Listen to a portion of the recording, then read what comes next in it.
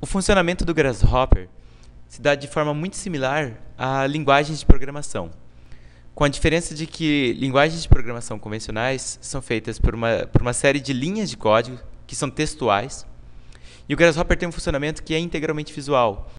Ela se dá através de componentes que se parecem com caixas, né, que têm a propriedade de inserir dados, de transformar, modificar dados, ou então de ler dados, basicamente para nos informar, para nos dar um feedback a respeito do que está sendo feito dentro de determinada caixa.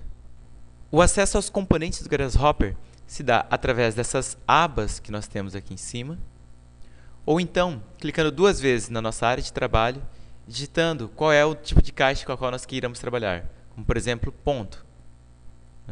Basta que eu digite aqui ponto, e necessariamente um componente de ponto é gerado aqui dentro do Grasshopper. Nós temos diversos tipos de componentes possíveis a serem trabalhados. Vou trazer alguns aqui para a tela, só para ter uma noção de que eles são bem diversos, eles têm possibilidades completamente diferentes. Deixa eu afastar isso daqui, para dar um pouco mais de espaço na tela, não ficar tão confuso. Enfim, são diversas atribuições completamente diferentes para cada tipo de componente. Como é que funciona então isso? Vamos apagar os nossos componentes aqui inseridos para a gente poder ilustrar um pouco como funciona essa linguagem visual do Grasshopper. Nós vamos começar trabalhando com componentes que sejam capazes de criar dados ou de trazer dados numéricos para dentro da nossa composição. Nós temos aqui, por exemplo, um componente que é capaz de trabalhar com números inteiros. Temos aqui um componente que é capaz de trabalhar com números decimais. Temos aqui, por exemplo, um outro componente, o slider, que ele é capaz de, muito mais do que trabalhar com algum número, ele é capaz de trazer uma variação entre diversos números, o que é extremamente importante para nós que estamos trabalhando com uma geometria paramétrica. É importante que nós possamos modificar os valores numéricos para que a composição seja transformada.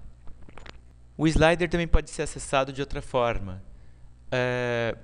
Basta que nós cliquemos duas vezes na nossa área de trabalho e então nós digitamos algum valor que seja um valor com o qual nós gostaríamos de trabalhar dentro da composição, sei lá, por exemplo, 50. E caso nós queiramos alguma casa após a vírgula, ou seja, que ele seja um valor decimal, com casas decimais, basta que nós digitemos ponto e quantas casas nós queremos após a vírgula, por exemplo, 2. Ele necessariamente cria para nós aqui um slider de 0 até 100, com variações de 2 casas após a vírgula. Se nós aumentarmos o slider, ele então passa a ser capaz de efetivamente nos mostrar o trabalho com as casas decimais. Esses três componentes são componentes que podem então trazer dados numéricos para dentro do Grasshopper. Nós vamos usar um outro componente agora, que é o componente do painel. Então, se nós pegarmos essa pontinha que tem no slider como uma saída de dados que tem ali no componente do slider e ligarmos essa ponta à entrada de dados aqui do nosso painel, nós vamos perceber que o painel é capaz de trazer, então, a informação que está sendo retirada de dentro do slider. E conforme nós variamos a informação numérica dentro do slider, a informação do painel, ilustrada aqui no painel, é também modificada. Para que nós possamos, então, utilizar os outros dois componentes de números inteiros e de números decimais, com casas decimais, para que nós possamos inserir dados dentro desses componentes, basta que nós cliquemos com o botão direito em um deles. Ele tem aqui todo o menu com uma série de funções relativas a este componente, mas ele tem a opção aqui de setar inteiro, ou seja, de setar o número inteiro com o qual trabalharemos. Por exemplo, 6. Salvo a opção e ele passa a conter um valor. Tanto é que se eu o associar ao painel, está ali o número 6 que contém dentro dessa caixa. Se eu voltar o slider para lá, o painel volta a mostrar o valor no slider. No nosso caso aqui dos números decimais, basta, mais uma vez, que nós cliquemos com o botão direito, temos as funções desse componente, e aqui tem setNumber, ou seja, especificar um número. Vamos colocar aqui, por exemplo, 5.67.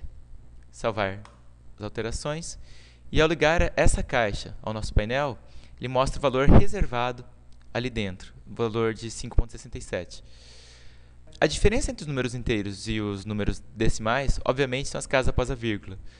O que aconteceria, então, se nós inseríssemos um número quebrado, um número decimal, dentro da caixa de número inteiro? Quando nós tentamos fazer alguma coisa como isso, por exemplo, 5.67, salvar, o 5.67 que está armazenado lá dentro é imediatamente convertido para um valor inteiro. Ou seja, o Grasshopper se encarrega de fazer uma conversão daquele valor de 5.67 para um número que seja inteiro. Claro, 5.67, o arredondamento é para cima, ele passa a ser 6.